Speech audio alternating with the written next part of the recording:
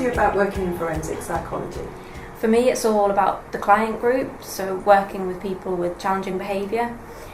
Working in secure mental health settings previously, it's shown me that I do really enjoy working with people with challenging behaviour.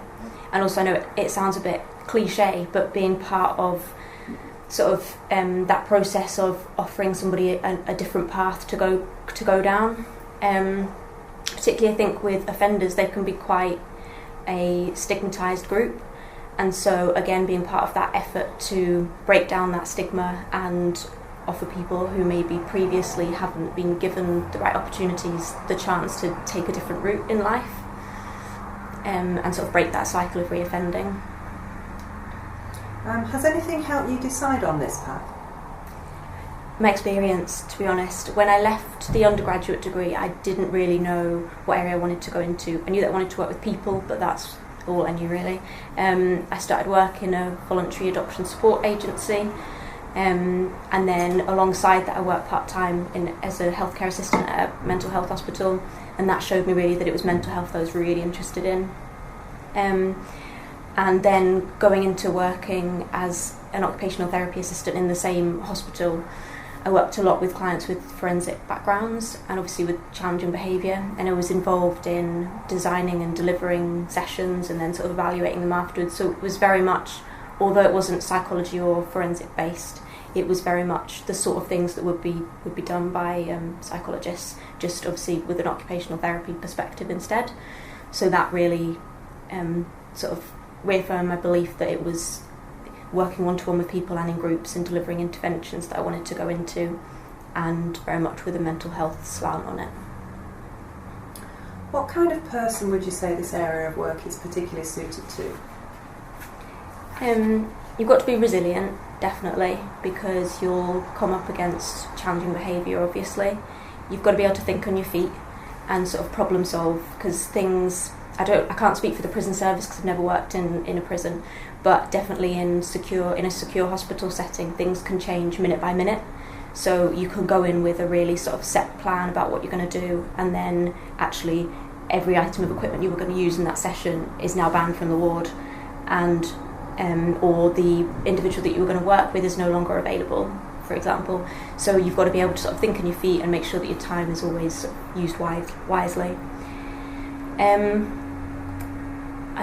I wouldn't say I'm a calm person, so I don't think it's right that you have to be calm, but I think you have to have the ability to calm others when others are distressed. So I think you need to be able to, definitely like de-escalation when you're working in those environments is really important. So I think the ability to have a calming influence on others would be important.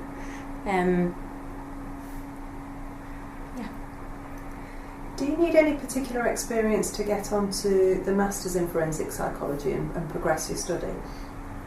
You need obviously the psychology undergraduate, the BSc, and then I think you just need as much experience as possible, mainly to make sure that it is the route that you want to go down. I mean, it's a year of quite intensive study, and obviously a commitment in terms of cost as well, because you won't be able to work completely full-time alongside it.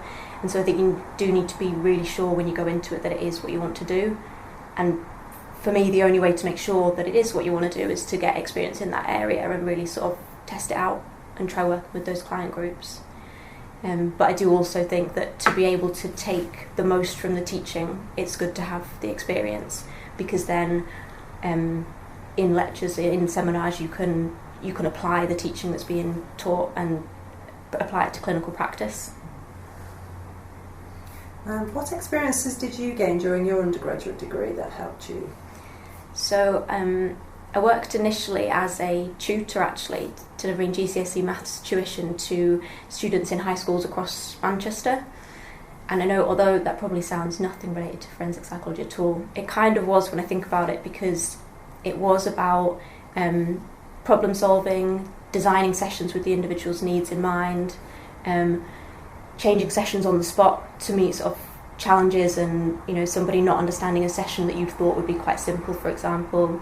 It was about building motivation with students who really had very negative experiences of education in the past, and so you had to go in and really focus on relationship building, which is actually a large part of forensic psychology, is building relationships with people who actually are very distrusting of others because they've not had positive relationships in the past.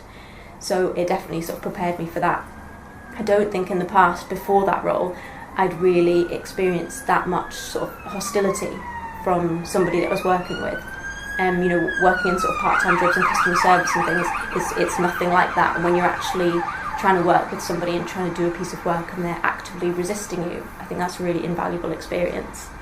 I did that for, I think it was the first 2 years, and then after that I worked as a specialist support worker with young people with autism and ADHD. So that was a community role, and I take young people aged 3 up to 18 out in the community to get them engaged in mainstream activities.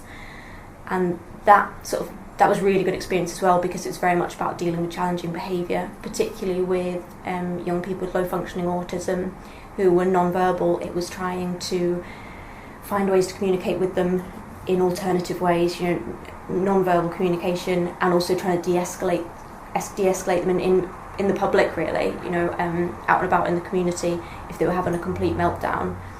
And again, breaking down that stigma,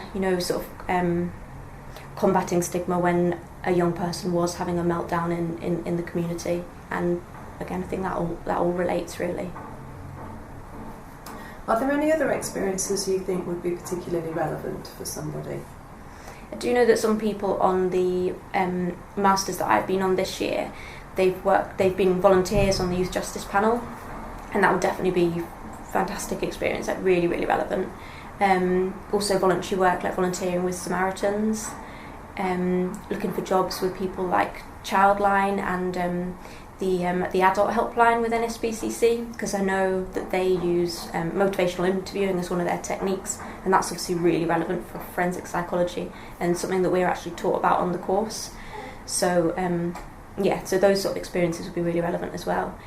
You can also look for healthcare assistant and support worker roles. I think it's important to not get too hung up on just looking for assistant psychologist roles, because certainly that was when I left university. I was really focused on trying to get one of those roles, but actually before you've got all that background experience in mental health settings, in delivering interventions, that kind of thing, you're really unlikely to get those because they're so competitive. So I think it's really important to try and seek out other roles that maybe are slightly less competitive to get, and then either to use those to hear about, say, assistant psychologist positions internally, or to use those just to build your experience sort of to your advantage, so that then you can go on and look for an assistant psych role. How did you go about sourcing the experiences that you had yourself? So my first role after university was with a voluntary adoption support agency, and that was actually through the Manchester Graduate Internship Programme. So that was, it came through a careers email at uni, so that was how I got the first one.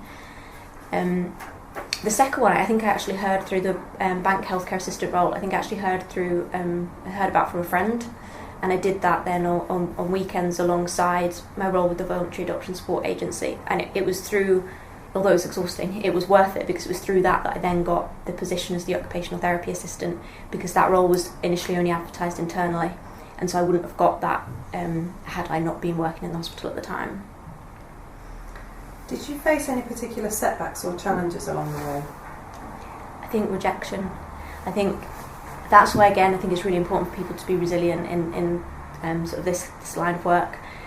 You have to get used to applying for things, putting your heart and soul into them, because you have to have a chance at getting the position, and then actually not getting it, but then still picking yourself back up and applying for the next one with just as much enthusiasm.